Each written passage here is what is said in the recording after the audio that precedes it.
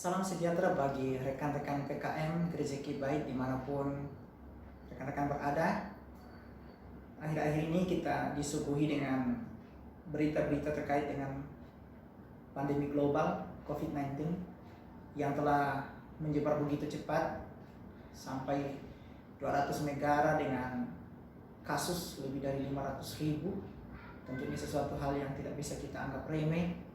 Makanya pemerintah kemudian mengambil keputusan-keputusan kebijakan-kebijakan, bahkan pihak sinode pun telah mengeluarkan kebijakan atau himbauan terkait hal ini. Nah, sebagai anak-anak Tuhan di tengah-tengah situasi yang mencekam seperti ini, apakah yang harus kita lakukan? Saya simpulkan dalam 3I. Yang pertama, imani penyertaan Tuhan bagi hidup kita umatnya, bahwa tidak sesuatu pun akan menimpa kita tanpa seizin dan sepengetahuan Tuhan. Di dalam Alkitab ada begitu banyak ayat yang membicarakan tentang penyertaan Tuhan bagi orang percaya. Tentu waktu yang singkat ini tidak cukup untuk kemudian kita membahas satu persatu ayat itu. Saya ingin mengutip 3 ayat firman Tuhan terkait hal ini. Di dalam Yesaya 41 ayat 13 dikatakan, sebab aku ini Tuhan Allahmu, memegang tangan kananmu dan berkata kepadamu, janganlah takut, akulah yang menolong engkau.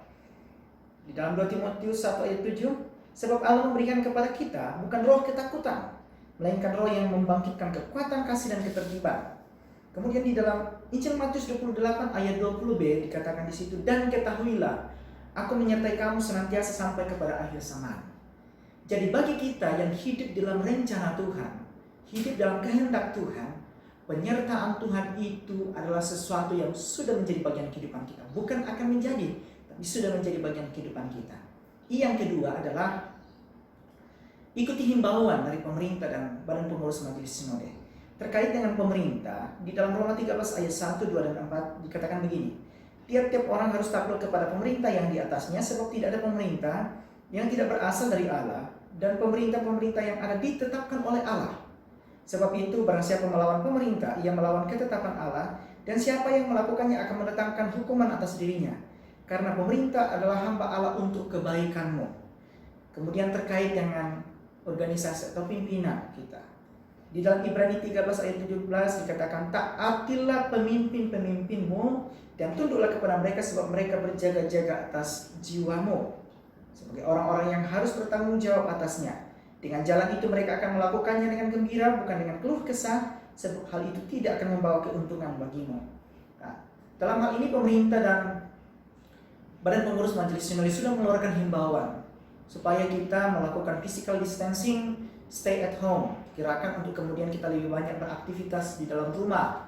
Ini bukan untuk membatasi kebebasan kita, tetapi ini untuk kebaikan kita bersama. Jadi untuk sementara waktu, kalau tidak ada hal yang urgent di luar, kami berharap bahwa saudara-saudara, rekan-rekan PKM lebih banyak tinggal di rumah. Isi waktu yang ada dengan berdoa, dengan memuji Tuhan, dengan baca firman Tuhan. Ya, tapi jangan sampai kegiatan di rumah hanya dipakai untuk kemudian tidur, lalu kemudian dipakai untuk main game atau chattingan mulu. Kiranya waktu ini kita gunakan dengan sebaik-baiknya. Yang ketiga adalah ingat, sayangi diri Anda dan orang-orang di sekeliling Anda.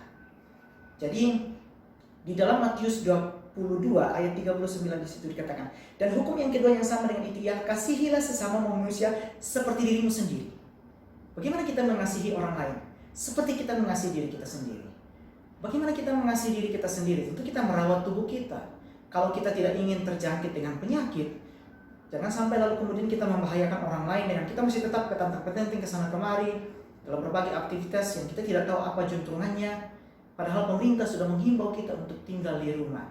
Jadi gerakan physical distancing ini bukan hanya untuk kebaikan diri kita sendiri, tetapi juga untuk orang-orang di sekeliling kita. Bahkan masyarakat secara luas, masyarakat dunia secara luas. Kita tidak pernah tahu orang-orang di sekeliling kita, siapa yang sehat. Jangan sampai lalu kemudian kita yang menjadi carrier bagi mereka. Jadi saudara-saudara, rekan-rekan yang dikasihi oleh Tuhan, mari bersama menghadapi situasi ini dengan ketiga hal yang telah saya sampaikan ini. Jadi mari kita membiasakan diri kita untuk hidup berserah kepada Tuhan, meyakini penyertaan Tuhan, kemudian mengikuti apa yang pemerintah kita sudah sampaikan, termasuk dari PPMS, dan senantiasa mengasihi diri kita, mengasihi orang lain seperti kita mengasihi diri sendiri. Kiranya apa yang saya sampaikan ini boleh menjadi berkat bagi teman-teman dimanapun berada. Doa saya, Tuhan akan memelihara, Tuhan memberkati saudara-saudara dimanapun berada. Shalom.